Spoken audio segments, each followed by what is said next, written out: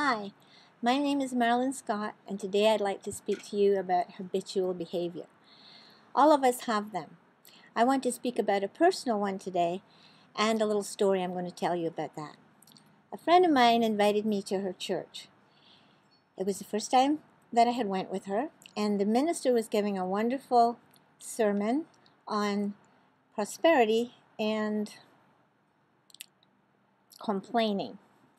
So I thought God sent me here today because my prosperity was low and my complaining was not low. So we watched the minister give out these bracelets, these purple and green bracelets. And so we found out later that the bracelets were for if you were a complainer. You wore the bracelet for 21 days, and if you complained any time at all, you took it off and you put it on your other wrist. And you also had to start from day one. So the minister then said she had taken, a year and a half to get her bracelet, and she only had 2 parishioners who had actually gained theirs. So I thought, well, that doesn't sound too hard, 21 days. So my friend and I, we got the bracelets. And when we got home, the Monday was good because, I was in a high because I was doing something wonderful by wearing the bracelet. Then came Tuesday. I was obsessed. The bracelet went from wrist to wrist to wrist to wrist. I had barely time to do anything else except change my bracelet. It was complaining in my face.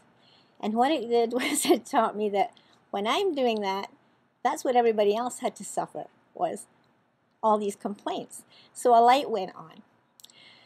And I realized that God had sent me there with the purpose of learning very gently how badly I had been complaining. And on Tuesday night, my telephone went and I was being offered 2 new jobs. I realized the universe had heard me, had heard my prayer, that I want to end this complaining.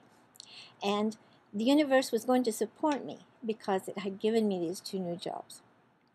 I realized that we all have our habitual habits. They don't enhance our lives. In fact, they often detract from our lives.